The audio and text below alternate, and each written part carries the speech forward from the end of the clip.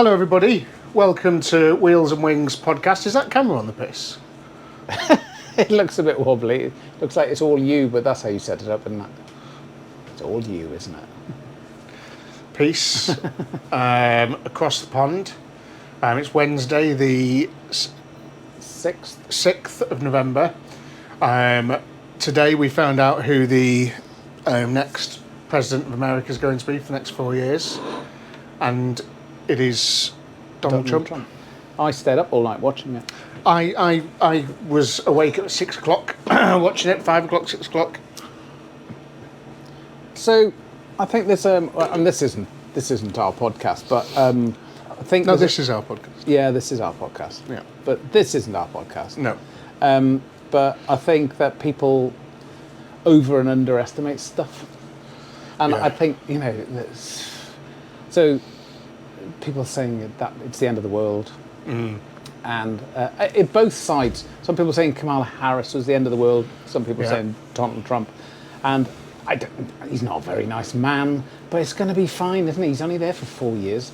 But so as the before you speak, Yeah. so I follow crypto Twitter very closely because the whole Bitcoin stuff. Yeah.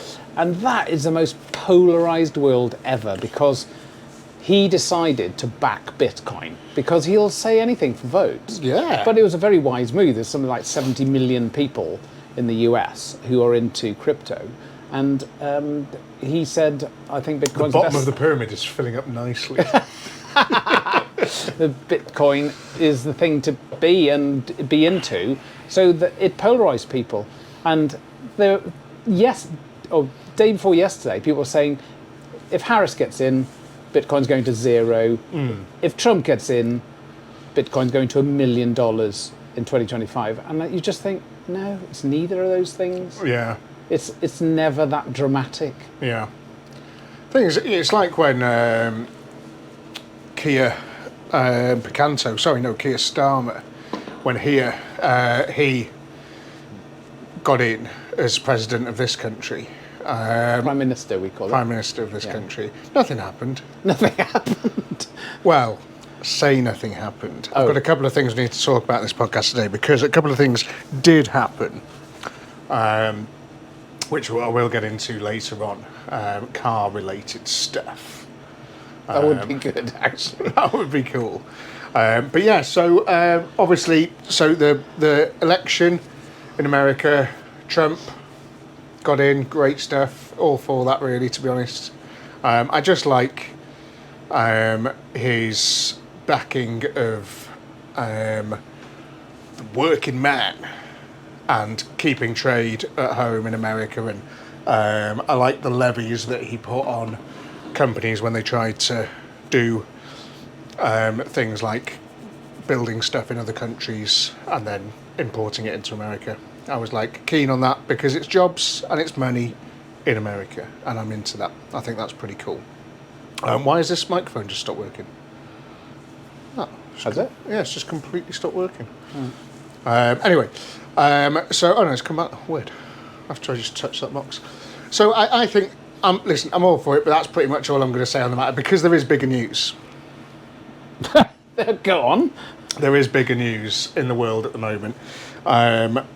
Earlier on, about an hour ago, I managed to complete my running circuit that I do. So what did you manage to do? I managed to complete my running circuit, the route that I go on for my run. Yeah. I managed to run it the whole way today well done, mate. without going into a walk, which I do because Sandy Lane, that massive hill. Yeah. Yeah. Well, slight gradient. Yeah. Less of that at the moment, I think.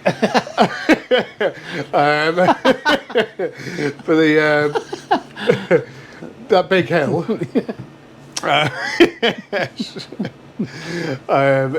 It was. If you listen on Spotify, then it doesn't matter. Anyway, so it's 3 miles roughly. The route, and I've been sort of building up into it, just going sort of bit by bit. Run, then walk, run, then walk, run, then walk. And then last couple of times I've managed to run all the way up until the bottom of Sandy Lane. Yeah. Doesn't it feel like there's a sandy lane within stone's throw of everywhere? There's always a sandy lane, isn't there? Yeah. So today, chugging away like that rhino in Jumanji, just like really going for it. Come on, you can do it. And then I got to the bottom of Sandy Lane, and what I'd usually do is I'd usually stop, put my hands on my knees for 10 seconds, and then throw up, and then I'd walk quickly up the hill. But today I didn't stop. I just carried on. Honestly, I'm not being patronising. That's really good, isn't it? It's like it's the first I've ever run in my life. Well, when you look and I'm back, 37. How long? And a heavy smoker and drinker. Yeah. How long ago did you do the first one? 3 months. That's not bad, is it? So yeah, but 3 months ago I could hardly run any of it. Do you know what I mean? I was doing the lampposts thing, running between lampposts and stuff. Yeah. Really fucking blowing out. Or my when arse. somebody was like walking, so they could see you. Do you do that? Yeah. Do you go faster when somebody's? Like, and you've got to overtake people. Yeah. At a pace. Yeah. You can't just sort of. Wow, he's good. He's fast, and then you slow down immediately. Humming the Chariots of Fire music. Yeah. And you go on your left as you go past. I don't do that. So that's really cool. I say on your right. It's a milestone, isn't it? It is. So today it was 28 minutes. Do you do it every day? No. So I'll go 3 times a week. 4 times a week is the max I've ever done. Yeah. But 3 times a week is pretty cool, and I feel like that's enough to just maintain a level of fitness where I can sort of run and jump around and sort of get really good in and out from underneath cars and stuff much easier. Yeah. And lying on my back, sort of underneath dashboards and things, just everything just is a little bit easier. Yeah. And energy levels, that is, like get up in the morning and you're fine to work late and stuff like that. That's what I find. So I've been eating a lot of steak, salmon, and just vegetables. That's been the whole thing. Probably lost another stone since I started running. Mate, it's all good. It's all good. You get lots of compliments on here, actually, in the comments. Yeah, it's really good. People do know. Sadly, they're all off 50-year-old men. But I'm hoping for the hotties to start sliding in the DMs at some point. Yeah. That'd be nice, wouldn't it? No, I have had a couple of babes slide into the DMs, but didn't follow through with those. Right. Yeah. I was wondering where that was going to go. Babes was possibly a bit generous. But definitely women this time. Definitely women. Yeah, good. Well, maybe. But yeah, great. So that's obviously the biggest news of the day. Biggest news of the day. So one thing I must address, which is a really good point from, I don't know if I'm going to be able to find the person specifically, because it's nice to do that, isn't it? It is nice. It's about wearing a poppy, and I thought, yeah, you're absolutely right. So you've Wynne isn't wearing a poppy right now. Well, this is what I said in the answer. Because so can I go and get it? Because it's very, very interesting to see. Oh, this. So I did. So this is from Restoration 9S. No, it's not. It's from Steve O'Shenanigans. Yeah, there's a bit of weight in that jacket, mate. What have you got in there? It's a good one, that, isn't it? Nice, yeah. No, it's not. It's from Creamy LL1. P.S. Where are your poppies? Come on, gents. And somebody pointed out. Oh God, it's an advert. And Restoration 9S pointed out. Ben has one. Wynne probably has one on his under his pensioner's cardigan. So yeah, mine's here. I have a little tiny one. Only the poppy is a little tiny one. But I have this little tiny one. But it's not about the size of the poppy, is it? And Wynne has got a massive one. I've got a massive one. So Wynne wears his on his outer jacket. Can I show the camera? Yeah. It's a bit gaudy, actually, isn't it? But I think it's fucking cool it's as. good because I found. So if you can see that there, the light's shocking, but try and get a bit of a better viewpoint. This is worth £7,000. It's pretty impressive, isn't it? But you got that. How did you get that for being having the cleanest bunk No, in the it's army? online about 2 years ago. I spotted it. I went, hang on a minute, that's got RAF wings on it. I don't know what it is. Is that true? Yeah. Amazing. Yeah. Well done. Sorry about that. So we have got our poppies on. So shut the. Where's your poppies? Eh? No, but I thought it was a good shout because it's that. It is a time good of year. shout. It's a very good shout. And if you remember from the early podcast, which is probably where the what was his name mentioned the poppy thing. I complained that you couldn't use your card. So anyway, recently went into Waitrose, picked this bad boy up here using my card. The only problem is there was like pick the amount, and I just nervously hit a tenner. Should have put a fiver on it really. Yeah. Instant regret. Instant regret. I was like, tenner, fuck, I could have got a wristband as well and she probably wouldn't have minded. Yeah, she wouldn't have minded at all. But yeah. Did you see her packing up straight away? Yeah, well, that's me my target. done. Yeah, hit my target for the day. So that was really good. Anyway. You said to me just as we were starting, some of you are sharp-eyed people watching. Fucking hell, that's going I down know, so isn't it? well. I know. I don't usually drink ice cold pints of San Miguel on a Wednesday night. On a Wednesday night. That is beautiful. I'm interested in how this one's going to be, this podcast, because... We could end up getting on it, like. And you're not hungover at all. I'm not working tomorrow either. Oh, Bad news. Mate. This could be terrible. Sol, the manager of the record shop in Altrincham, handed his notice in. Did I tell you? That's a shame, that. Massive shame. Thing is, me and Sol, we're great mates. He's worked for me for like 3 years. I love him to bits. The thing is with the record shop in Altrincham is it does become a little bit mundane, and you get the same people. You're doing the same tasks. You're doing the same thing every day. It's fairly repetitive. It's not like with the YouTube and stuff where it's a different car all the time and all this sort of stuff. You're selling Arctic Monkeys and Taylor Swift pretty much all the time. That's it, and Pink Floyd's and Led Zepp's. So he's moved on to sell hi-fi, which is what he wants to do, and I'm very happy for him and stuff. Yeah. Wish he could have done it after Christmas, though. But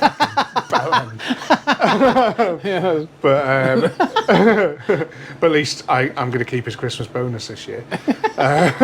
Anyway, I'll split it with Jess because she's going to be working her arse off now.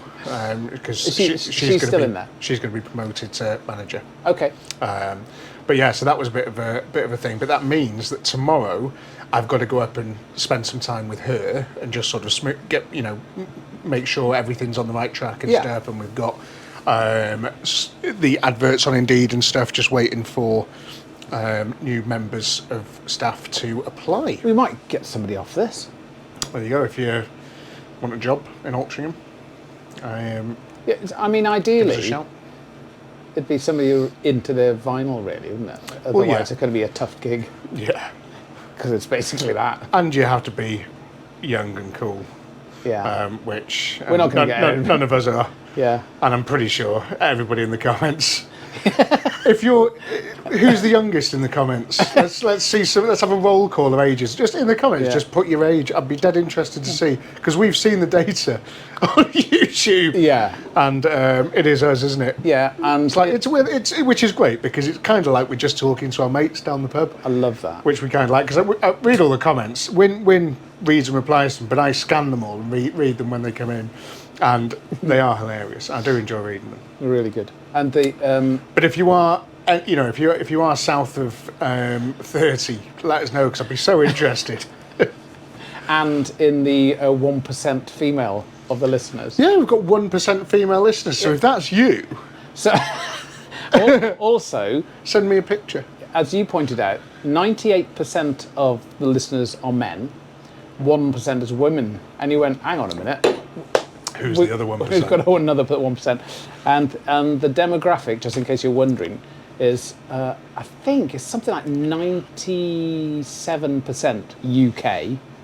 But there is Australia, as we know from the comments. Love the Aussies. And we're getting... it's great that the Aussies do listen to this, isn't it? You know, Yeah. so because you're so far away in terms of distance and drinking ability, jokes, you know, all that sort of stuff. It's fantastic. I really enjoyed that you listened. You know? And we've got a couple of percent of Americans now, US.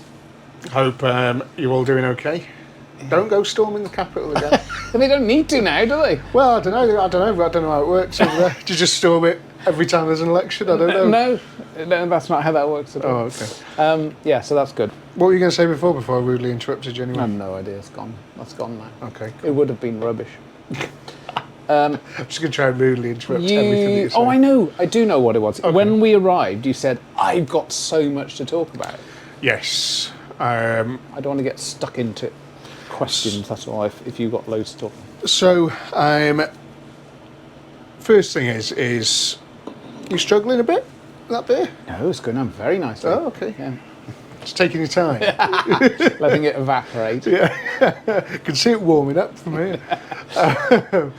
So, the first thing that I wanted to talk about, I've got a few things down here.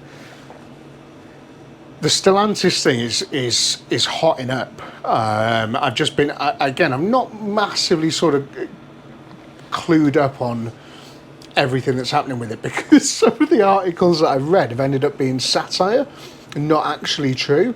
I'm like, for fuck's sake! But that they're only jokey articles. They're saying they're like one of them was saying that the bosses from Stellantis are making all of the manufacturers do.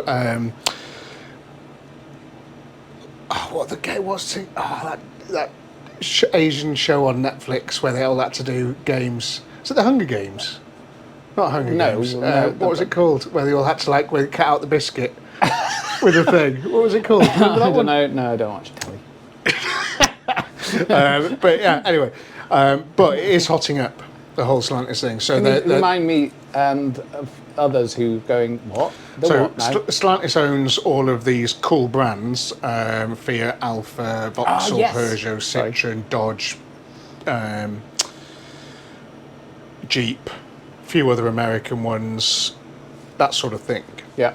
And none of them are making any money anymore, which is crazy. Yeah. So they're sort of like, you've got 2 years to turn your business around. And I've just been looking at it and just, it's crazy. And it's very sort of worrying that I don't want to see brands disappear. Yeah. I love the little Fiat 500s, love the Alfa Yeah. Romeo Mitos, the Giulias, all this sort of stuff. I don't want to see these guys go. Anyway, I just wanted to update that was kicking off still. Is the CEO of that known as the man from Stellantis? Possibly, yeah. Yeah. Probably is. Right then, so the first one, big this week in the news, which you've probably heard about, is the Finance Commission on that dealerships get paid when you buy a car, right? Right. Now, I used to, when I was selling cars, I was selling cars, selling vans, brand new, used, Volkswagens, Audi, Seat, Mazda, Suzuki, Mitsubishi, loads of main dealers I worked for, and they were all under the same umbrella, and I used to float around and do some stuff. And I also went up into sales manager roles and business manager. Right. Now, business manager is the guy that deals with finance. So Right. he's the guy that when you're sat there at the desk and you're ready to sign all the finance paperwork, the salesman used to, I don't know if it's different now, not do that. The business manager would come over and the business manager would try and upsell your products essentially, and it was one of the reasons why I left. But more like the RTI, so return to invoice, which is like if you write your car off within the first year or 2 years or 3 years, you get the full invoice price back, and it was just it's like a bridge for your insurance, which it's kind of good for cars that depreciate heavily and stuff. But a lot of insurances do include RTI in the first year anyway. But you have to sort of, if you were buying a brand new car that was very expensive, you'd have a look into that anyway, you know. But they used to come in and do all that sort of stuff. What's that stuff that they say? we put on your paintwork. It's like That is bullshit. no That is shit. bullshit. That's like SuperGuard. And it's a big thing now. Like a lot of detailers and stuff call it ceramic coating and stuff. Oh, we're going to ceramic coat your car and stuff. And we in the UK, our weather is not cut out for that kind of product.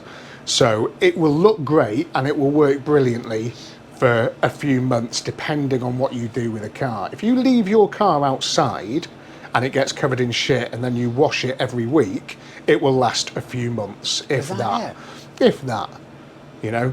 But if you only take your car out when it's dry, if you leave it in the garage, if you use a 2-bucket method and hose it off and all this stuff that I hate, I'd rather just wash the car with a sponge, or you know, take it down the local car wash with brushes and fucking drive the thing, rather than worrying about how I'm washing it. You know.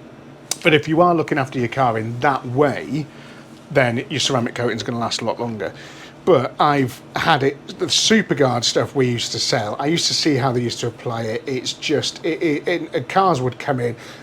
We'd get them to do it on like demonstrators and stuff like that, which are our cars, so our company cars, and it'd be gone almost straight away. You know, the SuperGuard stuff. We'd wash them, and it'd be like, yeah, there's no difference. And it's not cheap either, is it? No, it was like 450 quid. When I was selling it, it was like 450 quid. But the thing was, we started at 600 and could go down to 2. Do you know what I mean? And it was you just sit there and just argue with the customer about the price of it. It's mental. Anyway. Is that the best you can do? Is that the best you can do? So what's happened is it's called the Court of Appeal, whoever the fuck they are, has put a ruling in, which means I am reading off my notes here. Car salesman, and this may have a big effect on other types of finance you get. Okay. For anything else, loans and stuff. It's forcing the car salesman to tell the customer how much money they are going to make from selling that finance to the customer. What? Which is, in my opinion, a massive fuck up. And the reason for that is that the car sales world, the money, how much dealers earn from selling a car is so incredibly nuanced. So many things affect it. It can be different one day to the next. It's very much a fluid thing that trying to... So sometimes, for example, there's stuff that you wouldn't be massively smiled upon by some people, but if a customer came in and they were upside down with their finance with the car, you would then... What do you mean by that? So say if they bought their car in and they owed £6,000 on the finance, but the car was only worth 5. Yeah, okay. And say if they wanted to buy another second-hand car that was 12,995, but that second-hand car, you had no profit left in it because it had been reduced and reduced and reduced, and you couldn't get rid of the fucking thing. But then this dream punter comes along. I want to part X my shit box. I want this other shit box. You know, great. It was fantastic. So you do whatever you can to do the deal with them. But if you said to the customer you're £1,000 upside down in your part exchange, then. But you wouldn't be able to get the finance anyway on the new car. You wouldn't be able to finance the difference because the car would be, say if they've got no deposit, for example, the finance company would see how much the car was worth at 12,995 and go, well, we're not financing the full amount of that, you know, with a sort of Part X because you already owe on the Part X. It's not 12,995, it's 13,995 because you've got £1,000 from Part X. Yeah. Real pain in the arse. It's what I mean. It's so sort of nuanced, and then what you'd get is a situation where I can make money happen to solve all of the problems. Okay. So the customer could be. So the main thing about the finance is it's usually for second-hand cars only. Brand new cars, they're usually financed in-house. So for Volkswagen, Seats, Audis, that sort of stuff, it's VWFS, Volkswagen Financial Services. And they charge a very small APR, it's like 4% or something. I don't know what it is now, it might be 7.9 or something, I can't remember. It used to go up and down all the time, but it was very, very low. But you got a fixed commission. Okay. So if I sold a car through Volkswagen Financial Services, brand new, so you're buying a brand new Golf on PCP or on HP, you'd get a £200 document fee or something like that. It was about 200 quid. That was it? That was it. You wouldn't get any real commission. That was what they called commission, but it was just a 200 quid sort of document fee. This is really interesting. It's like the insider stuff. Yeah. I've done this a million times and didn't know anything about it. It's really cool. I loved it, but then as I sort of did it for longer, I fucking hated it. Like, you know, it just ended up being I don't know. Anyway. So no real money as far as the financing's concerned from the brand new cars. Yeah. And second hand, you can earn big money off the finance commission. So say if the customer was similar to me, a bit of a scutter. Right, and that's not true. No, I am. I'm having to remortgage my house to get a fucking loan like this car. Anyway, it's mental. Yeah. Like, I earn a decent amount of money, but nobody wants to give me any money. Weird, isn't it? Funny that. I think they know where I'm from. Yeah. But they listen to the podcast. Yeah, that's it. We're written off in a month. Well, yeah, that's it, isn't it? But yeah, so say for example, that customer sat in front of me, I could bang some stuff into the laptop or the computer, and I could put them on a rate of finance with a company. So say Black Horse used to be our, go-to, or Close Brothers. I was going to ask that. Is there always, like, have you got a variety of companies? Yes. So you start off with the top, which was Volkswagen Financial Services, who also do used car finance. So if you'd go to them first, because you would also get decent commission off them on the second-hand car, and it was always better to use Volkswagen Finance because it was a bit more trustworthy with the customers, but you could still get some mint, commission off those, which is all profit. It's all good total profit. Yeah. But then if the customer was a bit of a scutter, like me, it would then drop down to Black Horse, usually. Yeah. And then if they're a proper scutter, you'd go down to, like, all the other sort of subprime guys, like. Right. And they would pay fucking big cash, like, so it was great. So this customer comes in, he's a grand upside down, he's got no deposit, he wants this new car because his old car's stinks, and he's like, right, what can you do for me? So I can essentially finance his whole thing, and we would bid him the £6,000 for his part exchange. So we're losing out on £1,000 because it is only worth £5,000, maybe even less. And if we send it off to auction, which we're going to do, we might even lose money on it. So if I'm buying it at £6,000, I'm definitely £1,000 down. Right. So I can build his finance agreement up to a commission level of, say, 1,700 quid, which used to be fairly normal. Wow. And so that is just his cost of finance. So say if he's borrowing £13,000, yeah, his total amount payable would be more like 20. Right. You know what I mean? But this guy, he just wants to get to work and back. And it's an emotional purchase for a lot of people, isn't it? Yeah, he wants his DSG GTI. It's not, is this a good deal? It's, can I afford this monthly payment? Exactly. Can I afford this monthly payment? Yeah. And that's the conversation we'd have with them. And they wouldn't know that we were earning 1,700 quid off the back of it because we wouldn't discuss that. But what we would discuss is that, look, we can make things happen. So that, because we're nice guys. Yeah. So that you can have your new car, and when I rip up the invoice that you've seen and rewrite it and put it in the actual files, it makes us look like we haven't lost any money on any cars. Which, if we lost money on cars, it was a problem. Okay. We'd all get bollockins, and it doesn't make you look like a sustainable business. Yeah. Company doesn't make any fucking money. They're losing money on cars all the time. Oh yeah, there's that as well. Yeah. So that was it has to be this grey area, because not everybody is perfect and not every scenario is perfect. And honestly, most of the used car finance that I dealt with was for people that needed finance. And if you need finance, quite often you are not smelling of roses every single time. Yeah. The people who don't necessarily need the finance could go to Sainsbury's and get a fantastic rate loan, could go to their bank that they're in their savings and get their savings out, just buy cars straight. There wasn't a lot of situations where someone would be financing a car where they were your peak VWFS customer. Very, very rarely they passed anybody for used car finance, because everybody was, like myself, a little bit shifty. Do you know what I mean? We lived a life, haven't we? Yeah, exactly. Got a bit of a history. Got a bit of a history. Following you around. Not all of it good. Like a sweaty old dog. So this court appeal ruling. So the problem we've got now. Right. So this new ruling means that they're going to have to fess up.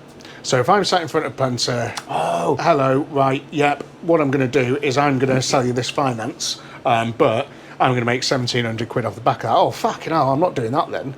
But some people might. Aren't most people just going to go, I don't give a shit what you make, I still get my car. Yeah. But what will happen, because when you're sat in front of someone, it would be very difficult for me to sit there, confidently go, I'm going to make 1,700 quid off this finance deal. It's not nice, you know what I mean? It's not a nice conversation to have. It just doesn't feel like because so historically you've set up this dynamic where you're doing this guy a favour. Yeah, we're going to make this work. We're going to make this work. Obviously, there's nothing in it for me, mate. Well, yeah, that's what you're losing, isn't it? I would always say to them, look, at the end of this transaction, I want both of us to be happy. Yeah. And that's all that matters. And in this case, I'm going to be very happy. I'm going to be very fucking happy. And we used to get fucking 10% of that. Do you know what I mean? It was pretty good. Yeah. I'll just go and do the two bucket method. Two bucket method. Can I have another one of those? Yeah. You can. Now, that's really interesting, that. It is interesting. But I still don't see what's wrong. If I'm just putting myself in the position of the customer. Yeah. And what is wrong with it saying, okay, we can make this work, and part of that deal is that, obviously we're in the business of selling cars. Yeah. And in this particular case, you might be surprised to know. Sorry, just checking the mic was working. Yeah, go on. In this particular case. You might be surprised to know we're actually going to make 1,700 quid. But that's the way the cookie crumbles. We're in the car business. Yeah. I don't see that as being like a really... It's a change, but why is it a hard sell? They'd be naive to think you're not making any money. Other things that could happen as a scenario, and is probably fairly likely to happen, is that they will then go, well, do you know what? I don't really want your car. I'm going to go down the road and see if I can get it cheaper. And they could go down the road and the bloke goes, what, 1,700 quid they were going to charge you for finance? You're joking. That's crazy. I'll only charge you 1,250. Oh, brilliant. I've saved myself 500 quid. Fucking great. I'll buy the car here. Yeah, but... And what happens then is that we've lost the deal on the car. Yeah. And we haven't sold the car that we're desperate to get out of. Yeah. And I get it, but... The whole thing about... this needing to sort of happen is that what's happened there, Wynne? I don't know. Yours looks really bad, and mine looks brilliant. Can you show the camera, please? Yeah. So that's Ben's. Merry Christmas, and that's my perfect pint. Christmas pudding. Mine is basically beer, and yours is basically needs a flake in it. Yeah, that's Sorry, great. mate. Thank you very much. Don't know what happened there. Yeah, no, I do get it. Have you got a mining helmet for me to get to the beer? Yeah. Oh, that's really interesting. So your pint of San Miguel should have an inch head, because that's where the froth is where you taste the beer. So So actually, yours was closer to good than mine. It was. No, that is perfect. But the guy from San Miguel told me that. Anyway, so you've got to be able to make money, because if you can't make money, these businesses won't bother. They won't exist. Of course. They won't do it.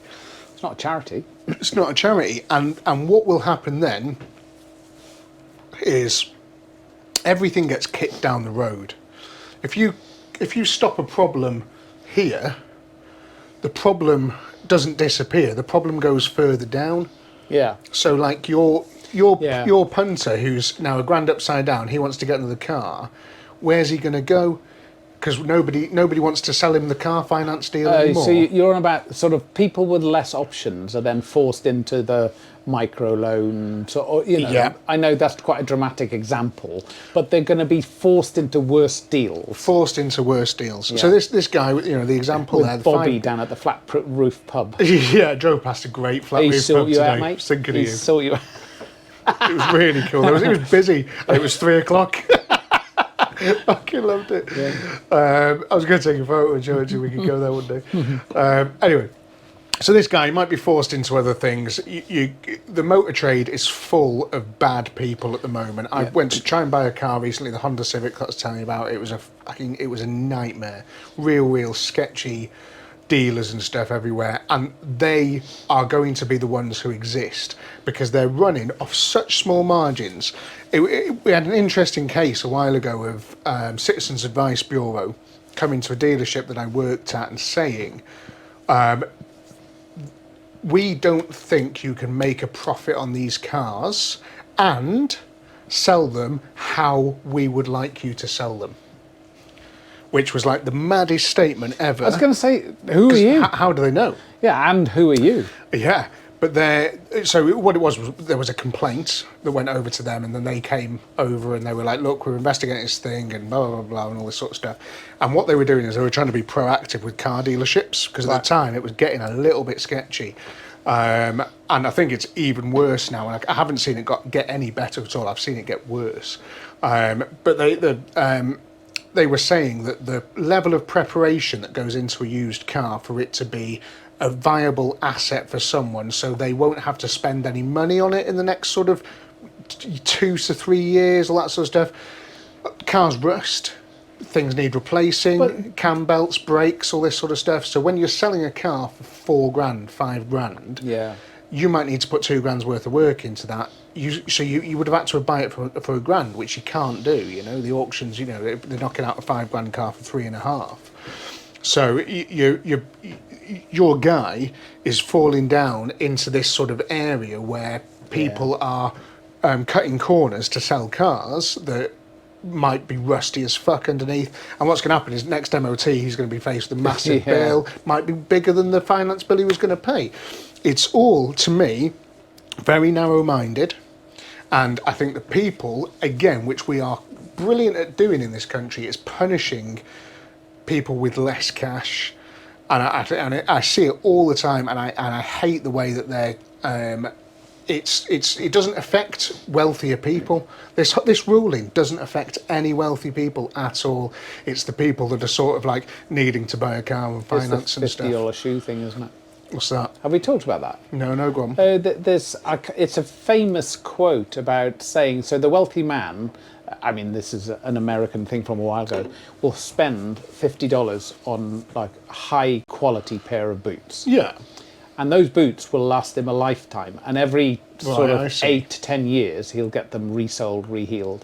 Nice. The poor guy will spend, $8 or let's call it $10 on a pair of boots. They're worn out in 18 months. And you actually end up he spends way more money on shoes than the wealthy guy does. Because he couldn't get in at that high level in the first place. Yeah. And I think that's a really interesting idea, isn't it? Yeah, and I mean, that has been my entire life. I've lived my entire life that I've never been able to get in at the dearer end of stuff. I've always had to work my way up to everything, sort of price-wise and money-wise.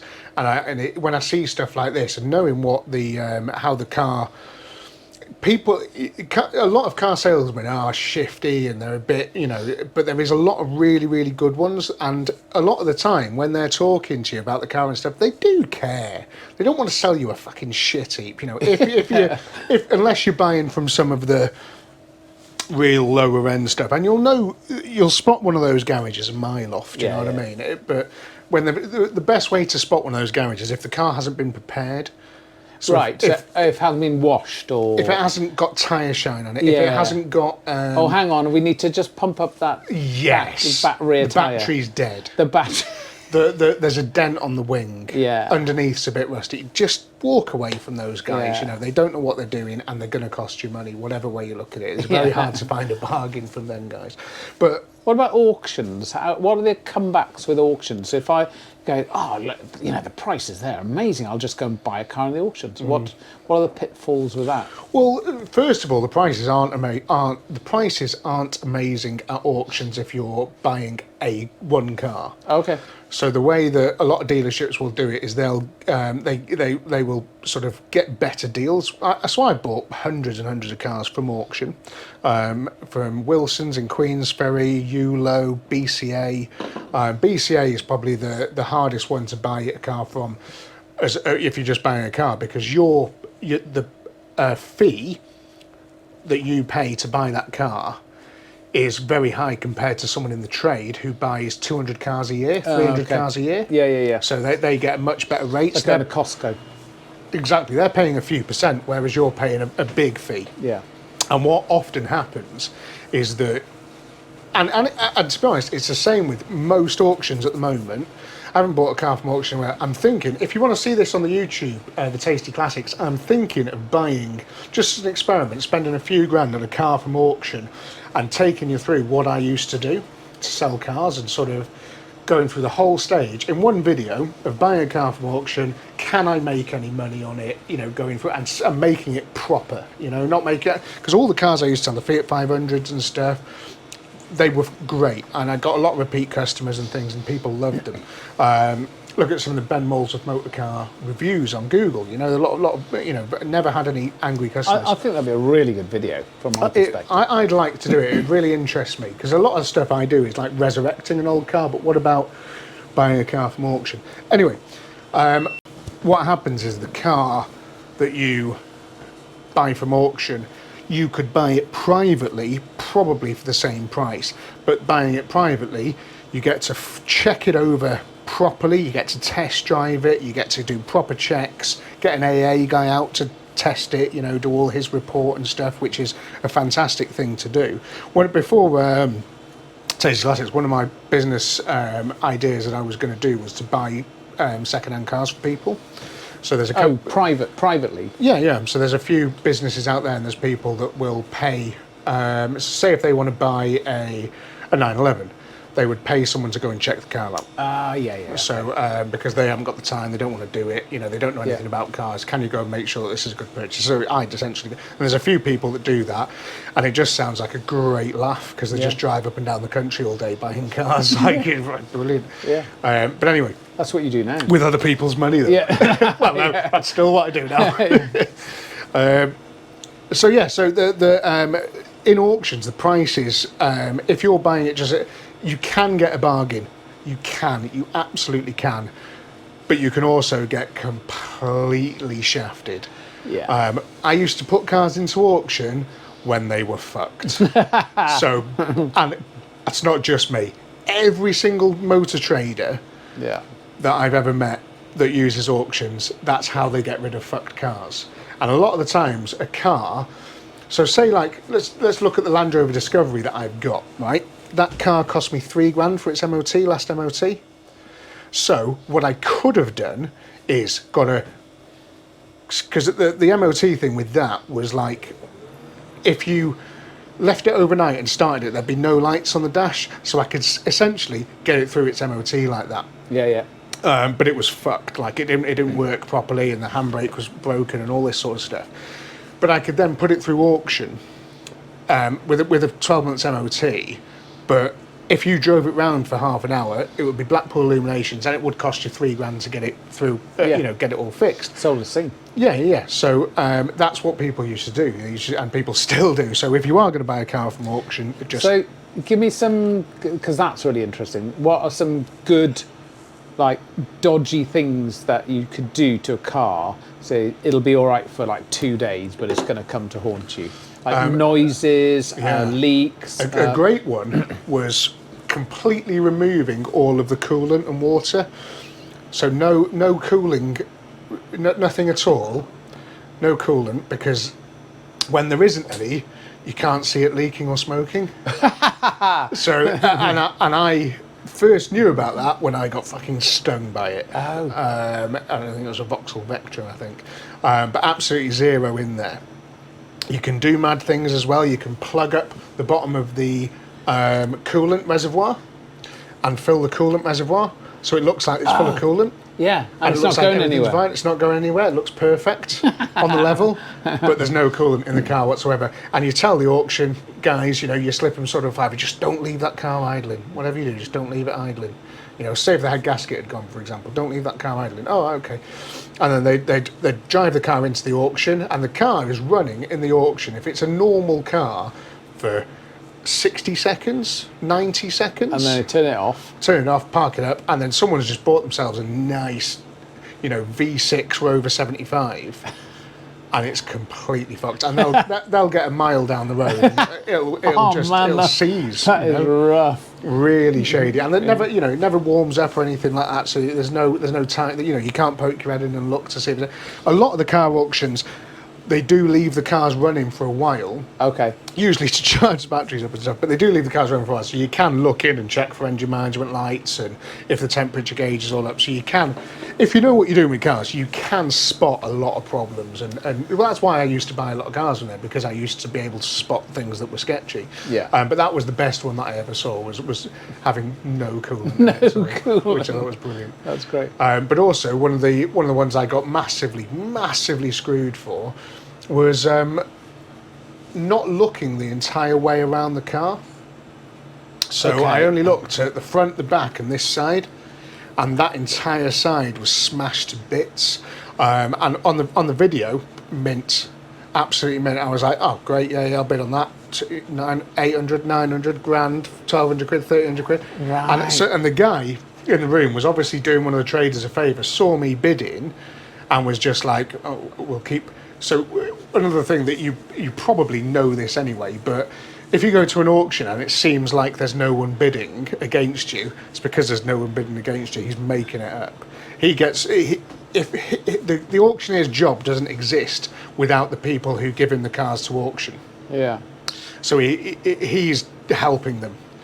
Them and him are in cahoots constantly. Brilliant. So he will make 900, 1,200, 1,300, and there's nobody there. There's nobody there, and you can see it happens all the time. And I speak to the guys. So that's sketchy. So just watch out for that. That's sketchy. But I did buy a car and it was all smashed in down one side because it was totally my fault. I was bidding online and I didn't look. Yeah. And it just said no reports. No reports. Yeah, which means that they haven't checked it. Oh right. Okay. But you learn Yeah. every day. Yeah. It was a school day. I love that. That's really interesting to me. I loved it. I absolutely loved the auctions. I think I love just buying cars really and sort of selling them. It was just a great. I really enjoyed it. There were so many pitfalls. But it was never a dull day, But when I had CarTech, which was my first sort of dealership thing on my own, that did go under because I bought a series of lemons, and it just financially drove me into the ground. Oh, okay. Just one after the other. It was like a domino effect of that one's fucked, that one's fucked, that one's fucked, that one's fucked, that one's fucked. Run out of cash. Yeah. And then couldn't pay the bills, and I was like, okay, well that's that Bye. business fucked then. Bye. Love it. That's good. I really do think that would be a really good video. Go to the auction, buy a car. Yeah. Might do it. But anyway, just the finance commission thing has happened. There is another aspect to it of that if you've had a car loan in the last few years, you are then going to be able to claim compensation. It's a PPI scandal all over again. And that is a fuck up because the companies won't do it anymore. Yeah. They just won't do it. They'll be like, that cost us a shitload of money. I've seen a few of those popping up, the adverts, because companies are quick to this, aren't they? Have you had a car loan in the last... Very quick, you know. And the thing is, with PPI doesn't really exist anymore. Yeah. And you know, subprime car loans will you know, but and I hate it because you just. I always think of my mum, and like the fact that that day she ripped you off yeah, sold me that fucked runner and made 1,700 quid. yeah. No, God. But like Yeah. she was single mum. Yeah. She had 3 kids, me, my 2 sisters, and she was trying her absolute best. Her credit history was fucked, and it wasn't her fault. It was because my dad was a dickhead, and he left and didn't pay any child support or anything like that. Yeah. But so she did everything she could to bring us up, and she did a really good job of it because we're all pretty fucking cool. Apart from my older sister Emma, she's a dickhead. No, she's not. I'm joking. Love you. But no, so we're all great, and my mum did an amazing job, and she's doing very well for herself now as well, my mum. Yeah. But at the time, she was buying cars with these sorts of finance deals and stuff. Nobody gave a shit. Exactly like you said, they're only interested in if I can meet that monthly payment. Yeah. What happens if I can meet that is I can take my kids to school. Yeah. I can take them to the doctors if they need it. I can go and visit family when I need to. You know, that's what happens. Not, oh, I've been ripped off there by 1,700 quid. I'm fucking really outraged. And I just think it's massively misguided. And they're the sort of people that are going to get fucked by that. Yeah. And it is a huge shame. Yeah. It's really good. Interesting, isn't it? Really, no, it's not good. It's a really interesting topic. Yeah. Yeah. I have. There is another government fuck up that I wanted to talk about. But do you want to talk about you for a bit? I had. Should we pause and have a quick cig? Shall we? Yeah, because we I've haven't never done that in smoked, but ages. let's do it. Have you never smoked? No. I tried when I was I remember babysitting for my younger brother and a sister, and finding some of my stepfather's. They were like filterless woodbines or something. Whoa! And I remember coughing my spleen up and going, "That's a shit idea. I can't do it." I tried really, really hard to smoke, but I always coughed so much I looked uncool. So then just said, "No, it's not for me. I don't like smoking." Not in that accent, obviously. No, because whichever accent that was. Because I was from South Wales. Well, let's try some Golden Virginia. Yeah. Okay. Come on. Empty my colostomy bag. That's better. I finally managed to get some shoes to match the bag, which is good.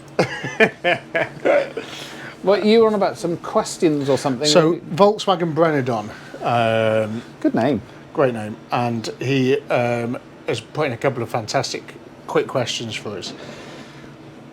First one's for you, Wynne. Yeah.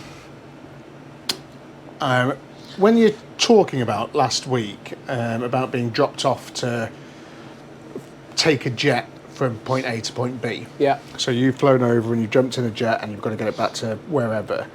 Is there a speed limit you have to abide by, or can you put the hammer down? That's a really good question. It is. That is on my level.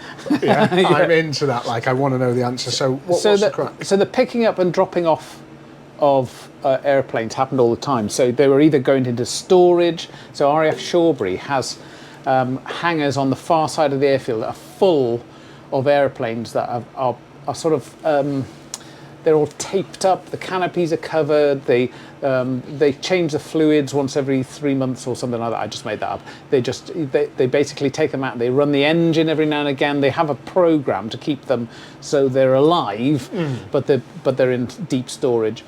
So take airplanes down there, and the answer is no. You could absolutely thrash it. So, Oh, nice. but it is quite incredible. So to drive from RF Anglesey, RF Valley and Anglesey, down to my mum's house in Narberth in Pembrokeshire, took about 4 hours, something like that. And I've taken off from Valley to go to RF Chivner, which is in Devon, but just across the water. Right. And it's been about 4 minutes from taking off and just leaving the throttle absolutely parked, and just as going over sort of basically where my mum lives,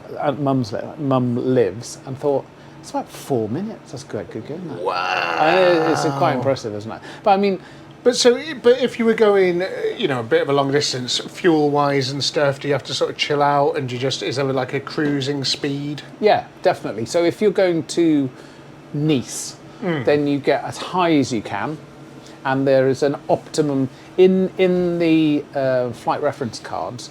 One of the things, you have a best range speed, and then you 4 different heights, 4 different weights and configurations. We talked about the other day, having a gun on or not, all that sort of stuff. Nice. If it's completely clean, there's an optimum figure that you could work out. Yeah. But most of the time it was 0.73 Mach, which sounds a bit boring, but so the number of knots, so the amount of air coming in the pitot tube, which is the little pointy thing, no, don't look over there. The little tube sticking out the front of the airplane is a pitot tube, and that's literally air molecules coming in the front, and that moves the airspeed indicator needle. Higher up, there's less molecules coming in the front, so you're apparently going slower, but you're not. So that's when you start to use a Mach meter. So that uses static pressure as well to work out how high you are, and gives you a Mach reading, which is always accurate over the ground. The ground speed's another thing, but anyway, it gives you an accurate way of measuring speed at higher altitude. Wow. Yeah. There's a lot into it, isn't there? You just don't have just an old Smith's odometer. Yeah. Shaking like that. Yeah, shaking. At 70. Oh, funny you should say that though. Most aircraft instruments have a vibrator in the back to stop stiction. So when you need very smooth sweeping of a needle on the old. Everything's digital now. Everything's LCD, whatever they are. But they're all telescreens all over the thing. But with aircraft instruments with needles, they had little vibrators in them to make sure that the needles never stuck. It's quite cool, isn't it? Oh, nice. Yeah. Okay, that's cool. Yeah. So when you're talking about putting the hammer down, and the 4 minutes thing, what are we sort of talking there speed-wise? So the Hawk, straight and level, was subsonic. So it wasn't supersonic, but it would go supersonic in a dive. So it goes supersonic. And one of the, it's difficult because you're doing different speeds at different heights. But part of the air test was to dive from sort of 20,000 feet over the sea, out over the west of Anglesey, over the Irish Sea, and literally see how fast it would go. It's one of the key points, which was quite nice. That's cool, isn't it? And so you dived to 2,000 feet, and then most of them were about 530 knots. Wow, which is okay. About 600 and something miles an hour, something like that. Very cool. Okay. I like that. And then I've just, how I said last time, I think about the walk round in my head. I can't help it when I start. When I was doing that, thinking about the dive down to 2,000 feet, you didn't really need to know where it was, but I could actually see over the Llane Peninsula, and having had clearance from air traffic control, say I'm going to dive at max speed run to the west of the island. Which is all fine, but the next test point after that, when you level off at 530 knots, you had to take your hand off the stick, and you had to put the air brake out, it's like a little door underneath the airplane, and it comes out quite quickly. But what it does, because it comes out into the airflow, it noses you over. So you had to go as fast as you possibly could, take your hand off the stick, so around 530 knots, take your hand off the stick, put the air brake out, and note how much -G you got as you bunted, and then grab the stick as you had a face full of sea, Whoa, and then level off again. So that was one of the cool test points. That when I was teaching some of the instructors, it's nerve-wracking stuff, That was really. If cool. you're not used to it, I'd imagine your first time doing that, you're a bit like, fuck. yeah, you do what now? That's amazing. Yeah. That was a good question, that. Is right on my level. But he's also asking the part two to that is question for the both of you. What's your go-to beer, and do you have a special beer that you love but can't get as often?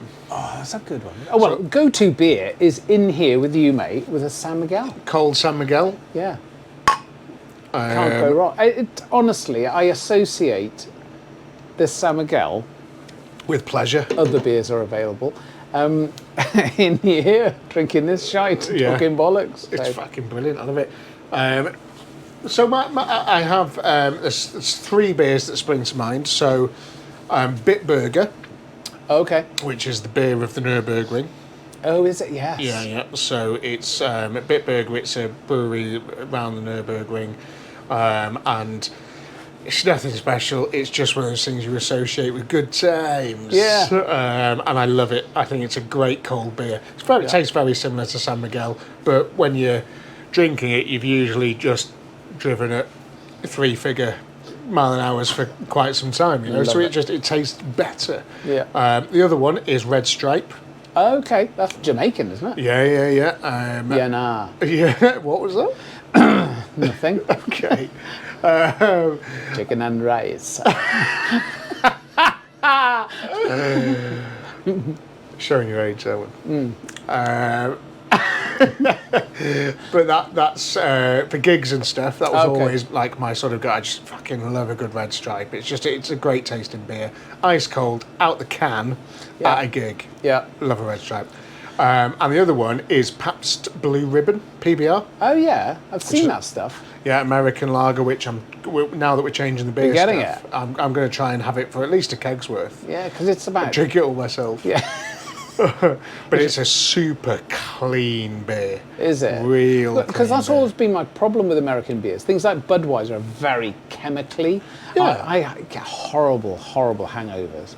And then if you have something like Coors Light, there's no alcohol in it. Yeah, I don't like any of the Bud Light Coors. I don't like any of that. Miller Draft, pretty cool. Yeah. But really cool. But Pabst Blue Ribbon, for some reason, the taste is out this world. I love it. I've got a good little quick dit about Miller because when I was living in Texas, the advert for Miller is you'd have like roughy tufty roadmen going. They'd be covered in dirt, and they'd have like they don't wear like plastic helmets. They have like metal helmets on at the time, and they'd go, "It's Miller time." Yes, and they'd I know what you mean. Yeah, and they'd have different people doing different things, and it was Miller time at the end of a day's work. Yeah, that sort of that's like slamming their truck door and going, "It's Miller time." Yeah, and go home and beat the missus. Well. No. That's Stella time. That's it. One of the instructor pilots at Shepherd Air Force Base, behind his desk, had a big poster that he had made up of an F-16. And if you look at this poster, the F-16 is flying straight towards you. Yeah. And behind was a massive nuclear explosion. Right. And right across it said, "It's Miller time." That's amazing. Love that. So not PC in any way. Fucking brilliant. Love it. Yeah. But I have got one. So there is one of the most amazing pubs in the world. Is in Pembrokeshire. It's in a tiny village called Cresselly. If you've ever been to Pembrokeshire, please look this place up. If you're any of the 6,000 people that have ever been to Pembrokeshire in the world. And it's on an estuary, and it's called the Cresselly Arms. The locals call it the Quay because it's on a sort of a boating area, basically. And there's the guy who is dead now, which is lovely, isn't it? Called Maurice Cole, who ran that pub for 1,000,000 years. Nice. And we'd go down there as teenagers, and he'd only sell it. He said, a pint of firewater, boys? And we found out later that he used to buy this shit. It was something like Watney's E or something. It was a local beer that he could get in loads of it. Yeah. And he called it firewater. Yeah. And he'd pour it into a jug and then into the glasses. And it just felt like we were having like this special stuff. And we'd say, what is it, Morris? He said, that's for me to know and for you to find out, boys. And he said, firewater, that's the stuff. And we'd stay down there, we'd get absolutely wankered on it. Brilliant. But firewater. And the Cresselly Arms is still there. It's still there. Amazing. We're going down to Pembrokeshire. We are. In January. We're having a little holiday. Yeah. Not just me and you. Not just me and Wynne, no, with the chimney sweep, Aled and Anna, and me and my Porsche. Yeah, Porsche. Unless there's any hot babes that want to slide into the DMs. Yeah. You know, want to come on holiday to Pembrokeshire? Yeah. Probably not. Because there's another single bed in your room. Is there? Yeah. Oh, brilliant. There is. You can push those together. Might bring the cat. No, great. That was good. That was a really good question. There was another question that you've got ready on your phone there as well. I have got one. So this is from Kingfisher Magneteers 2022. Good name. Is it? Hi Ben and Wynne. Question for Wynne. With your flying experience on Hawks, do you wish you could have flown as a display pilot with the Red Arrows? Did you ever have any run-ins with chief technicians over the safety of a jet? For example, they think it's airworthy and you didn't. Amazing. We briefly touched on that in one of the deleted podcasts, so it'd be good to get into that. But what about the Red Arrows thing then? Well, that's interesting because after I'd been as the Hawk... They were deleted podcasts because of audio quality, not because we said anything sketchy. Yeah. If you believe that, you believe anything. Anyway, go on. They were, we could not get the sound quality. No, we couldn't get the sound quality right. This really is a lot better now, but I mean, it's still not fucking great at all. Apologies.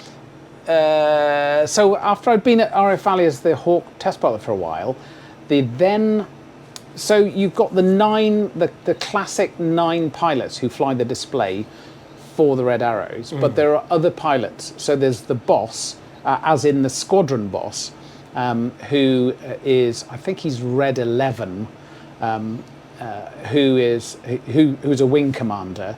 But he's not the leader of the team, that's Red 1. But you've got a squadron boss who's in charge of the admin and looking after all of the sort of people in all of the squadron, the engineers, everything. PAYE and all that. All that sort of stuff, And then you've also got a guy who's known as Red 10.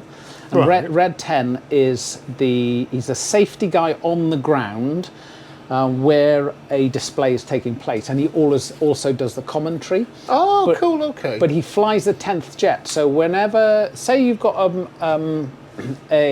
have you ever seen a Red Arrows display at Llandudno? Yes. Okay, so those guys would be based at Blackpool for that display. Oh, right, okay. So 10 jets would fly into Blackpool. Yeah. And the 10th jet is a spare. So if the 9 guys start up and one goes US on start, they'll jump into Red 10. What does US on start mean? Unserviceable. So what's it? So it could be anything. Could be, it won't he start. He shat himself. Yeah. US on start, I pissed the seats. But if it won't start, for example, God knows why, but something's wrong with the jet, they have a spare. Was that a regular thing, or was it hardly ever used? The time. Or using it's very unusual, but Red 10's jet is there as a spare as well. Okay. And Red 10 would be picked up by a helicopter from Blackpool and flown into Llandudno, because I've done this when... okay, I'm mashing 2 stories together. So that's Red 10's job, and then they go and do the commentary. Yeah.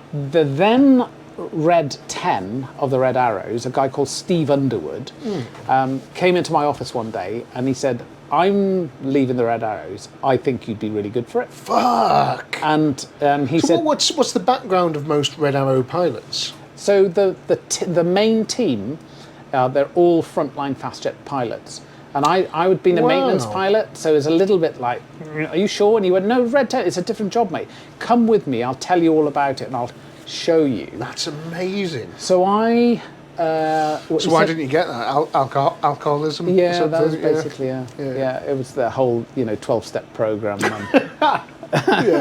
And so I had an insight to it. So I went to Scampton, where they were at the time, they're now at Waddington.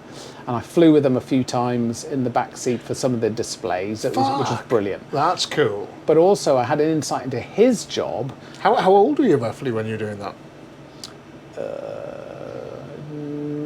Late 30s, about your age. Wow, And, no way. It's amazing. So he said, come and have a look at it. And he said, we're doing a display at Llandudno. Meet me at Bodlewyddan Castle. Love it, yeah. He said, because we do a display there first, and then we do one at Llandudno. Wow. He said, meet me at Bodlewyddan, drive it, because he knew it wasn't far from Anglesey for me to drive. Yeah. Leave your car there, jump in the helicopter with me, and come into Llandudno, and you'll just see what happens at a display. Wow, okay. Mate, it was amazing. It was amazing because we arrived on. There's a football pitch at the end of the promenade as you go up towards. I don't know. So if you're looking out to sea from the promenade to Llandudno, Yeah. if you look right down that end, there's a football pitch. We landed on the football pitch. Fuck. We were met by the mayor's car. Yeah. And it's like, I don't know what goes on that day. It must be like some summer extravaganza or something. Possibly a transport festival or something. It was, there were hundreds, I mean, it's a busy summer, Victorian festival or something? something like that. Yeah. Hundreds Victorian of people. extravaganza. Yeah, thousands and thousands of people. So they picked us up, they met us at the helicopter. He was in his red suit, I was in a normal green flying suit. Yeah. But the first thing What was the mayor wearing?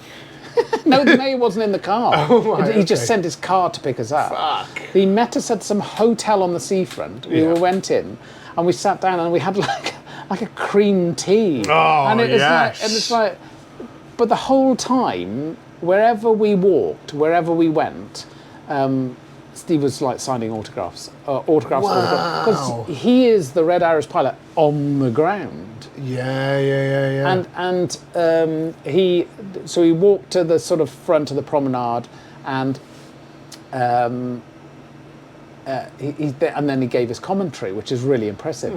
And it's sort of, ladies and gentlemen, if you look to your front, the 2004 Red Arrows, and whoosh over they're right. It's all very So cool, cool, very isn't cool. it? Yeah. But and one of the things he said was that one of the coolest thing in the world, one of the biggest displays they do is Sunderland, and there's a Sunderland seafront like place where they do it. Yeah. And he said, you suddenly realise, he goes, ladies and gentlemen, if you look to your left, and he said, and a million people look left. Wow, that's amazing. That's so cool.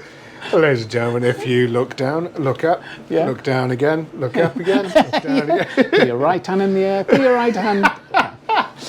So he said that was really cool. So cool, isn't it? But also there's a little bit, if you ever go to a Red Arrows display, he has a radio so you can talk directly to Red 1, the team leader. Oh shit, to tell him that the weather looks good, all that sort of stuff. But halfway through the display, or during the display, he'll hold his microphone to the radio and then let everybody hear what they're saying. And they actually, the way they speak during display is bizarre, because he'll go rolling left and this sort of stuff, and sort of tightening, and it's really weird, but it's the way he speaks. It's the intonation and all this sort of stuff, and there's smoke on. Whereabouts you are in the roll and the speed and all that sort of stuff. And it's like smoke on, go, and it's like the go is when the smoke starts, and it's all incredibly choreographed. Oh, it's so fucking cool. So cool. So basically, it's a shame other countries don't do anything anywhere near as good as all this, isn't it? Yeah, there isn't. There are. Everybody's got one of those. But what the who's the other country that is almost as good? Well, the Fracchi Tricolori are very good. Is the that Italian Italians? one. Nice. Yeah. And again, have you seen these? Yeah. And the Wow, Patrie de that's France, the French one, are very good too. So, I find that hard to believe. But wow. the US Air Force ones are really good. Yeah. I can imagine the US Air Force are a little bit shy. I bet there's a few fireworks and stuff involved. Well, they do this weird thing where like everything's choreographed, and it's a little bit annoying. And then the US Navy's, the Blue Angels are very good as well. But everything, so the ground crew, the way they salute and they turn around, I mean, it's very good. It's amazing. Yeah. But what they do incredibly well is they fly very, very, very close formations. Yeah. And they whoosh past, and then they do the thing upside down. What the Red Arrows do, it's not unique, but the way they do it is absolutely top world-class level. Is they will change formations during the show. So you will see them as they pull up for a loop, and they might be in, I don't know, it'll be called something like Typhoon. When they change from Typhoon to Vulcan, just made that up, they'll be changing it in front of your eyes. So, and that is a difficult thing to do, because they're actually flying one maneuver, they're under G, they're smoking, they're changing smoke, so they're doing lots of things at once. The other thing that they do very well is the synchro pair are like amazing. What's the synchro pair? So halfway through the show, the front and the back split. So there's 5 go off, and there's 4 at the back, and they're called Enid and Jippo. Yeah. I think we spoke about We that. have spoken about it. So but Enid might after have been the on famous deleted one. 5, the front 5. Wow. And then Jippo for some reason. I don't know. Yeah. But anyway, Tax evasion. so Jippo are at the back, and that's where they do the opposition loops and all that sort of stuff. So you'll have 5 that are doing close formation stuff in front of you, and then you'll have left and right, you'll have the synchro pair who'll cross in front of you. Yes, that's it. That's what you And then you'll have 4, so they'll do things probably like... the most impressive sort of bit, I would say. Yeah, definitely. So you'll have 6 and 7 who are the synchro pair. Because when you're looking from the ground, it's like they're going to crash into each other. You know, So that's what I was going to come on to. So a friend of mine was part of the synchro pair, and he was doing the workup. So he was in year 3, so you do 3 years in the Red Arrows, and in his last year he'd become a part of the synchro pair. Is that true, or you end up anyway, something like that?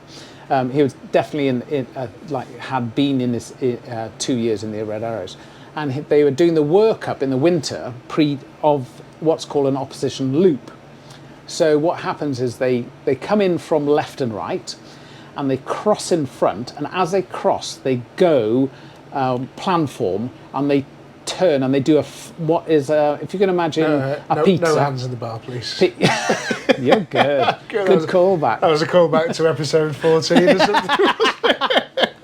something. They do, if you can imagine a pizza, they do a flat loop, if you like, like a circle. So they cross at the front and they cross at the back. Fuck. And I went, yeah, but mate, yes, you cross at the front, but I said, what about the cross at the back? And he went, oh, mate. I can't even begin to comprehend how you do that. No idea. So one of them holds exactly the right amount of G, say 6G, to make the loop happen. Yeah. And he said, I have to pull 6G. So they're going left and right, and he said, if I do nothing, as so say that synchro lead is 6 and he was 7. If I do nothing, we hit nose to nose, because we're pulling as we cross. We pull the same amount of G at the same time, all the way around, with a little fluctuation. Yes, you don't hit to the front, but by the time you get round to the back, he said, if chances are you're going to crash into each other. So as 7, so I'm not synchro lead. He says synchro lead does not change his G. That is probably the scarier one to be. But because you've got no. Because if you're just. But as 7, he said, I have to ease off. But to pass. Yeah, to pass. But so, the scary one is the one that doesn't do anything. Sure, or is it? Or is it? Well, because you don't have to judge it. You're just going to hold it. Either way, it sounds fucking problematic. Yeah. So Sounds like so a brown. I was going to, they wear the brown flying suits. I said, yeah, but mate, you're going to give yourself a bit of leeway. He said, that's not how it works. Because he said the other end of the opposition loop can be overpopulated countryside. So if you have this massive gap, people go and say, they crossed it by fucking miles. He said, so you said you leave it. Which is what the Italians and stuff do, isn't it? They cross by fucking miles, kilometres. He said, you leave it and leave it and leave it and leave. And his words, he said, until it looks miserable. And he said, and then you ease off a little bit. It is terrifying, man. And that's a guy in his 3rd year in the Red Arrows, and he said, it's fucking awful. Oh my God. So how cool is that? I mean, that is obviously, so awesome. and that's the training stage, and you get to the point where that's what you do, and you get used to everything. But I was gobsmacked that this really, really cool guy was going, mate, you have no idea. So why? How did you? They said, one guy said to you, give it a go. Give it a go. Stick your CV in, and what happened from there? Like, so you fucking win bottle job. It was. You're like, do you know what? I'd rather just like fly. If it's all the same to you. Yeah, if it's all the same to you, I've got a plane to pick up at Mauritius. I'm going to have to live where now? So there was a few factors. Yeah. So initially I said yes. I'll put my name forward. Can I just stop you a moment there? Are you okay tonight? I'm speaking. Oh, right. Is that what it is? Yeah. All right, I'm just going to top my beer up while you're speaking. So there are a few factors. One, you are not part of the 9. That's not an ego thing. You are not. But as 10, so you will fly. You will do all the stuff. You'll go and do the commentary. And at that time, culturally, the team was very different. And by that I mean, there were certain personalities, and I did a sort of bit of digging at the time, and it was a little bit like they'd be in the hotel. The guy would get in quite late after a load of air shows, all that sort of stuff, and it'd be like go and kick your head in. Like. And no, but they'd be in the bar, and it's like, mate, can you sort our rooms out? It's like, and he'd go, Christ, you've been here for an hour, and there was that's all fine. That was all fine, but there are a few other things, and I thought it's amazing, but. Yeah. There's a guy I know who was... Sorry, just briefly, I think there's a problem with this glass.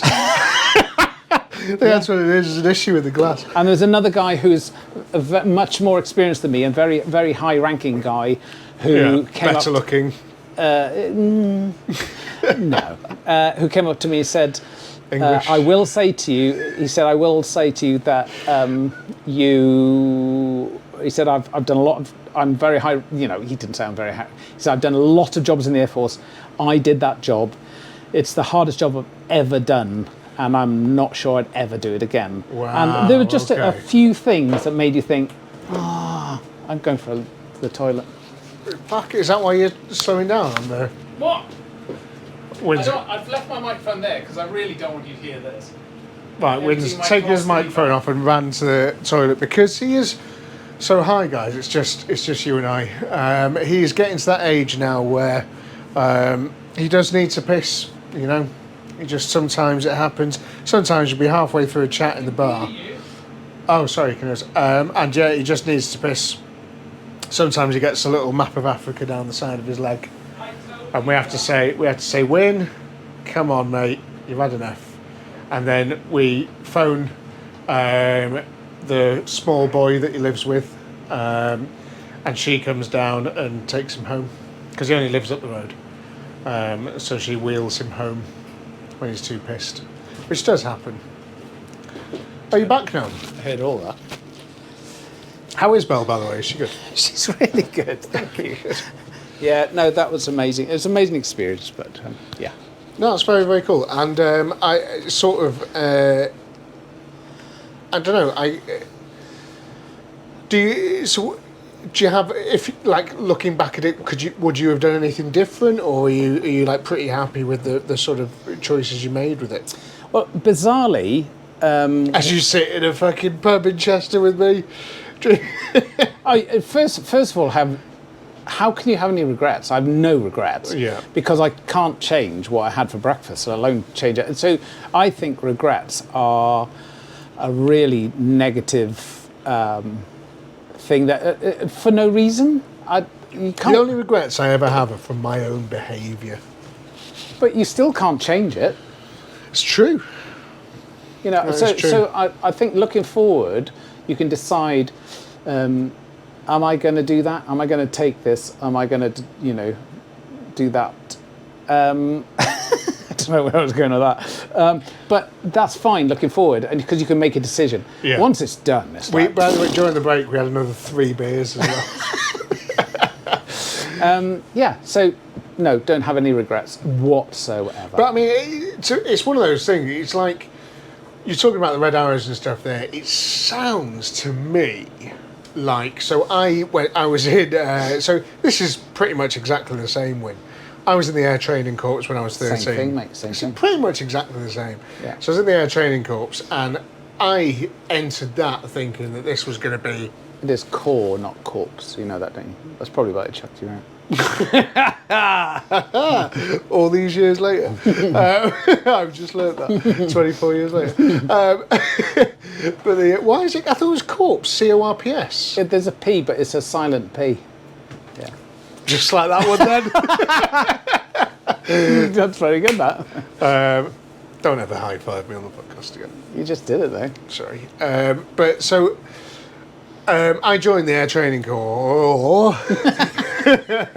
because I thought it was going to be my route in to firing a gun and flying a plane. I thought it was going to be sick. Yeah. What it actually was really boring and very much marching, shining your boots, doing this, making pancakes in little tin things with a candle and that, and it was just grim, like it was boring. Yeah. And I get the impression that the red arrows is potential. Don't do that. Yeah, well, yeah, but I it's that on steroids. I imagine it's such a high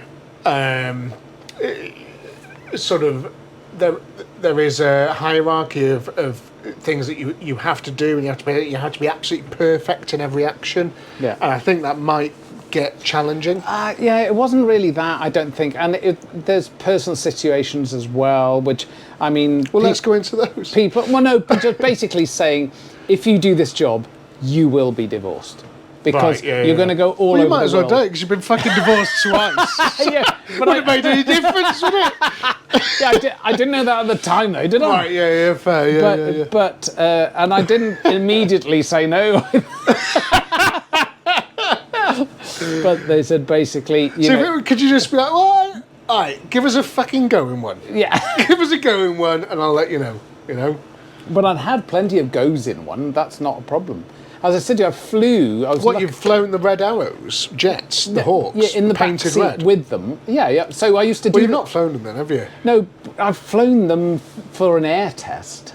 So I would air test As the Red Arrows jets. engineering-wise, you're... Yeah. So I would sometimes go to Scamptons because they said, we've got one that we need to air test. Can you come over and air test for it? Shit, So I'd fly in a that's cool. black one over to Oh, well. Scampton. Before it had been painted or what? Like, No, over the. my mate's got a black one No, in his garden. I'd get there in a black one and then fly the red one from Scampton, Oh, shit. do the air test, and then back into Scampton and go, yeah, works. Fuck, So that's quite that's cool. cool. Yeah. That is... So, I mean, I don't want to sort of talk out to it, but technically you are a Red Arrows pilot there. Because, No. Red Arrows, it's the plane, isn't it?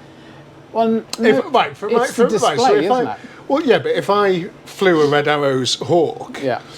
I would tell women in the pub I've no doubt. that oh, Red Arrows, yeah, flown that, Yeah, done all that, mate. done that, yeah, Done. completed that, yeah, no dramas. Yeah. But you're a lot more modest than me, aren't you? Well, I don't know about that, but there he goes, being modest. Yeah. So that's good. That's so interesting. Yeah, really it's good. so interesting. Really I good. love all that sort of stuff. But I think, just as an outsider perspective, and one of the reasons I think we're friends as well is that I look at your career, and it fucking blows my mind of how cool it is. But just the entire span, and I think a lot of it is that you work in Texas and living in Texas, and then coming back over and just and as well, the big thing which we do touch on sometimes is the search and rescue. Yeah, that is where you've got a lot of your kudos back from being a bit of a dickhead flying jets. It's like, oh well, but actually I've saved a few lives. Yeah. You know what I mean? So I think that's really cool. Well, I've said before, people used to say, when are you going to be good enough to fly the big ones? And there's this thing which we spoke about, that the Hercules. Yeah, that's cool. Just a quick question: do they do anything? And again, this is on my level of questions. Do they do anything Red Arrow-ish, display-ish with helicopters? Yeah. What? So the Navy used to... I didn't know that. I don't know if they do I thought I was going to be anymore. shot down with that question. So the Royal Navy used to have a team called the Sharks, and they were 4 Gazelle helicopters. Whoa! Where'd Really you see them then? I've Really never cool. seen any sort of aerobatics with helicopters. I'm not sure it happens anymore. I think... Probably for good reason. Yeah. Well, that's a weird thing, isn't it? Flying... as I have done, flying formation in a helicopter, you think, hang on, if your spinny bit hits my spinny bit, all bets are off. Yeah. But I always like your what you say about the I can't remember the name of the helicopter that's like a semi-detached house, and you're the Wessex. The Wessex. You're flying it from the toilet upstairs. Yeah, it's like flying a council house looking through the upstairs toilet window. This is brilliant. Yeah, it's so good. But I didn't know that. I didn't know they did any sort of formation-y things with helicopters. That's really cool. Yeah, no, that is quite cool, actually. I'd forgotten about them. But I think they're done and dusted. They're long gone. Right, okay. Yeah, long gone. Yeah. What was the second part to that question then? That was fantastic. Who asked that question? Who was it? Because that was a fucking brilliant question. That was, with the really cool name that you slagged off. Kingfisher Magneteers 2022. Sort that out, mate. Sort that out. But I really like this. He said... what does it mean? Tell us in the next comment. Kingfisher's Magneteers 2025. 2022. 2022. Tell us what that means. It's probably something really serious, like it was an army regiment or something like that. Yeah, okay, fair. But give us a bit of background. It's a bit niche. He said, and did you ever have any run-ins with any chief technicians over the safety of a jet? For example, they think it's airworthy and you didn't. Yes. I mean, that's really... So that is right in my sort of world, because my job was to do that. Can I just interject for a second? Please do. We should do this on a Wednesday night more often. This is fucking brilliant. Yeah. So I take an airplane and they'd say it's serviceable. Well, the answer is no. I never had any run-ins. I had so much respect for those guys. So there was never any heated exchanges between the guy that says to you, take this for an air test, and you go in, I'm not 100%. Was there never any heated words, or was it after the flight, or after the flight? So I would. So you're taking complete word from them for everything on that aircraft, because obviously you're not going to be able to go around and check every single component of the aircraft. No. So you're completely taking their word for it. So I had a run-in. It was the civilians were running the engineering. There was a civilian company called Babcock running the engineering at RAF Valley. Yeah. And fucking civvies. I took off, and immediately after takeoff, as soon as the wheels were travelling, the oil caption came on. What was it? So you use car words. Okay, so I committed to the takeoff. So it wasn't like if you're going down the runway and the oil caption came on, you just like close the throttle, stamp on the brakes. Yeah, so if you're doing a flat out in a car, oil light comes on, slam on. And there's also a big net at the end, so you can even decide, I'm not getting airborne with that caption, because, And previously at RF Brawdy, there was a guy who died when the oil caption came on and tried to come back in. What does oil caption mean? It basically means that there's no oil in the engine. Fuck! So it means your engine is about to stop. But Fuck. the guy because that happened so at such low level, it means like you've got no height. And instead of just ejecting, he tried to get the airplane back to Broady, and he crashed and died. Oh no! So what would you mean? So he committed to the takeoff, got airborne. Oil caption came on, and instead of just going, "Fuck this for a game of soldiers," I'm going to pull the handle. Yeah. And he tried to get the plane back. yeah, get the silk canopy home for tea and medals. Yeah. He tried to turn to get it back onto the airfield, which is a completely reasonable thing to do. Well, it's a lot of money. and you don't want to just throw an aircraft into a council estate, do you? do you know, not into an orphanage. Yeah, to an orphanage. But or a zoo. Always, I would have jumped out 1,000,000 times. Yeah, of course. So we fuck them on the ground. took off. The oil caption came on. The wheels were up, so I was committed to the takeoff, and had enough speed and height to say, right, we'll go for. You can glide it back. There's a pattern over the airfield, so you can come in at a certain height.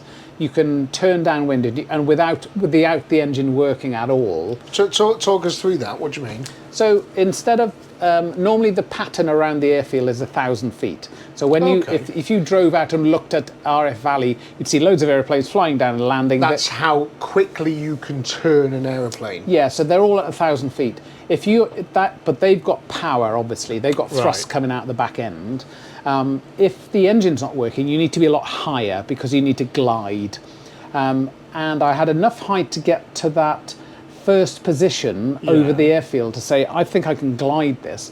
But my engine was just rumbling, and I thought it was about to stop. I put it to idle and thought it might just keep going. So is idle enough thrust to... It doesn't give much, but it's a little bit. It's better than just gliding, but not much. So I was coming in through... How high are you at this point when that started to happen? A couple of 1,000 feet after takeoff. And Wheels in. Yeah, and I came around, and you could zoom climb, so you can turn speed into height, because the gliding speed... Yeah. Say I'm doing 300 knots, I wasn't, but something like that. You can come to idle and you can pull back to 150 knots and gain a lot of height. This is the fucking coolest conversation I've ever had. And you come in through a place called High Key. It's called High Key. Right, And then there's Low Key, and then there's wheels down and you land.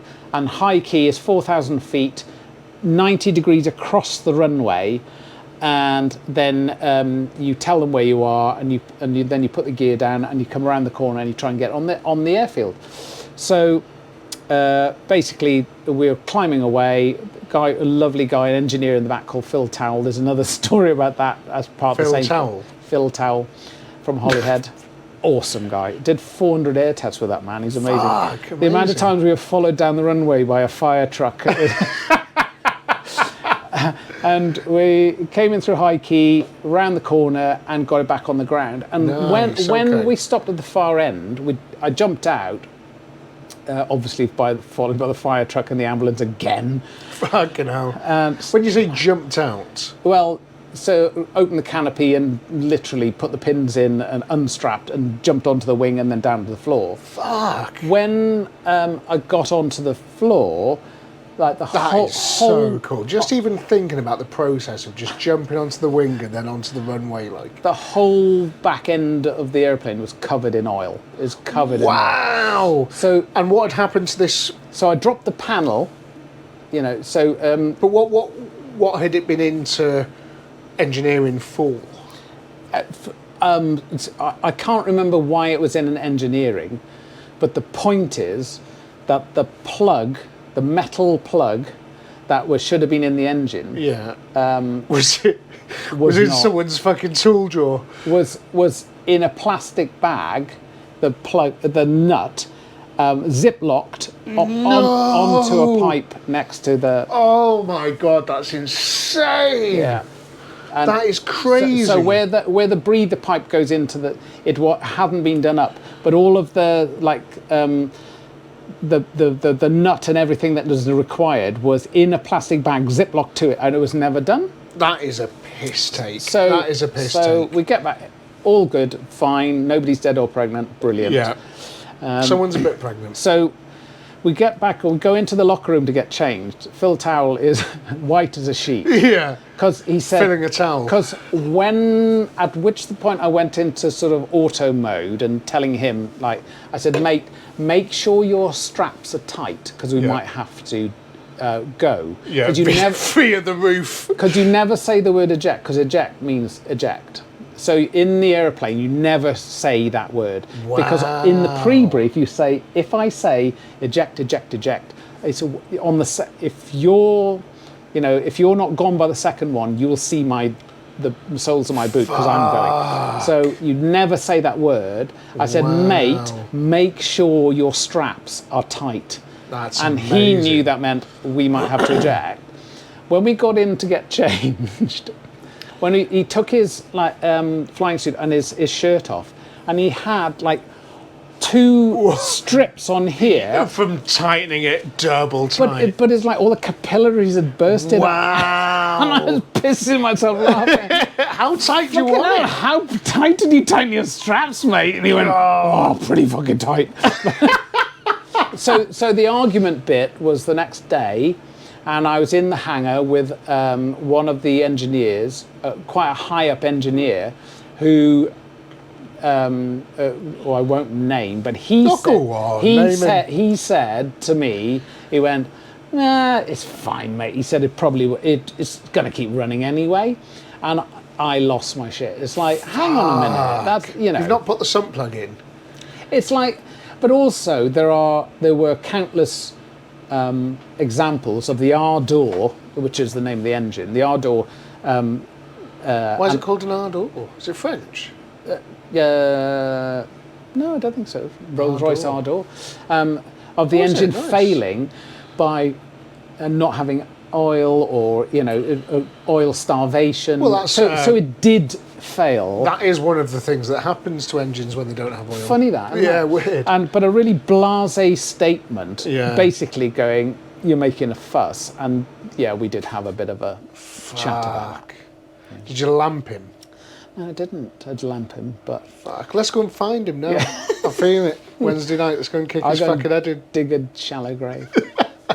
But the thing is, when I asked you before about the sort of what had it been in engineering for, I think it's important that you differentiate a jet that has 7,000 million components to a car. Yeah. So if I go out in a car and the sump plug's not tight, that's kind of my responsibility. Even if I'd had it in a garage and the guy had had a look at it and stuff, there's ways you can tell. You fire a car engine up, there's a bit of noise. You look underneath, there's a big pool of oil, something's wrong. Yeah. You can't do all of the checks, surely, that all of the engineers do on one of those jets before you take off. So you are putting your life in their hands. Yeah, so you're absolutely right. So there were 3 types of air tests. There was a full air test, which took about an hour, and you did all of the things that you needed to do. There was an engine air test, if they just changed the engine, which took about 40 minutes. And there was an airframe air test. And that might be if they changed an aileron or if they'd done some panel work or changed... Right. So headlights. Yeah. Windscreen wipers. Yeah. If the beam setter, that sort of stuff. Yeah. Service. If just a normal service. Yeah. So there were 3 types of air tests. But prior to going to do the air test, you would have a full brief from the engineers, and they would tell you exactly what they'd done, how long it had been in. I could see from the paperwork how long it had been in. And if I, could be asked, you could go through and you could read everything that they changed. It was there for me. But what I'd say is, so what's this in for? What have you done? And you were quite diligent with absolutely everything that you flew. You weren't blasé about it. You weren't like, so mate, I'll have a look at that when I get back. And I think I mentioned last week, there were cases when an airplane had been on the ground for 3 years and it hadn't flown. So it was a long chat before, going to fly that. It's like, tell me what. Have you done discs and pads on it, or have you done just pads? It's exactly the same thing. It's the same thing. Fuck, that's incredible. Yeah. So interesting. That was great. It's almost on 2 hours here. Yeah. We should probably call it a day. We've got so much other stuff to talk about. I wanted to talk about double cab pickups. Yeah. I'll just briefly mention double cab pickups. The government have HMRC have classed double cab pickups as cars.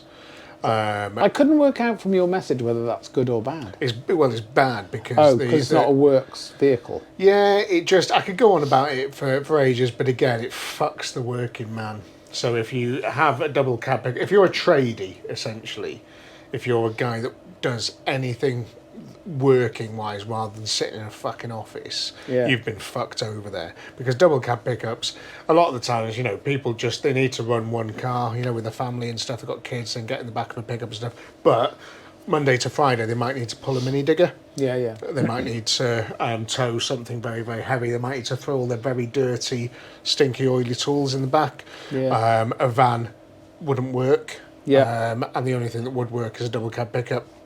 And what they've essentially done there is go, well, you can't have that. You can have a normal pickup if you want to, two-seater, or you can have a van or whatever, but then you're going to have a second car to ferry your family around, which I think is just total shite. Yeah, that is rubbish. And it just means that there's more cars on the road, and it's rubbish. Anyway, I just wanted to briefly touch it because that happened this week. Not this week, it happened very recently, but it happened to me this week when I was talking to my accountant, and she was saying, there's been a few things with company car tax. And one of the ways I'm finding this Porsche is through my limited company. And she was like, can you pay it off quite quickly? Because you're looking at something like 37%. What? Yeah, it's the higher band of tax because it goes off the original list price of the car. Good. Not the fact that it's the same price as a fucking nearly new Ford Focus. Yeah. That sort of thing. Anyway, I thought I'd mention that. So if you're a tradie and you are being fucked over, comes into April and you've got a double cab pickup. Lots of my friends do have double cab pickups. So just try and work something else out there because that is a big fucking pain in the ass. They just go after the working man, Wynne. And it's labour as well. Yeah. Which is, you'd imagine that it would be the way. I don't think it was a labour thing. I think it was in motion before, but it's not. It wasn't a government thing. I think it was just a HMRC because they're trying to close loopholes. Okay. So people are like essentially using a company vehicle as their personal vehicle, so they pay less tax on it. But again, it's that whole argument of let them earn money, otherwise they won't do it. Yeah. If there's a guy thinking, do you know what, I might start a fencing business. I might start doing fencing and gates, and then he looks at it and goes, do you know what? Fuck that. I'm just going to go and work in Tesco's instead. Yeah. And it's we're running out of people that do that. You try and get a fucking tradie recently to do anything. It's hard, man. They're busy. They're all busy. Yeah. That's true. Anyway. Like Alid. He's never busy. he's just busy drinking. That's a good time to end. It is a good time to end. Should we have another pint then before we go? Yeah, rude not to. Yeah. All right. Thanks very much for watching. And listen, I might stick this out. What time are we on? Might stick this out tomorrow. So if you get this early, it's supposed to come out Sunday/Monday. Sunday Spotify, Monday YouTube. That's supposed to be what happens. But I might stick it out early because of the presidential election and my running. So if I do, you get it early, which does mean that you're not... Because one of the reasons we are doing it early is, we talked about the poppy, is Remembrance Sunday. So we're going to be busy doing stuff for that. I'm going down to North Wales where we fire a cannon. I was going to be thinking of saying we should maybe do a podcast from there, but I think it'd be in poor taste. So we're not going to do that. But I go down there and I fire a cannon off the Great Orme with a friend of mine. Maybe you could call it Running for President. Nice, I like that. Okay, see you later. Cheers. Bye.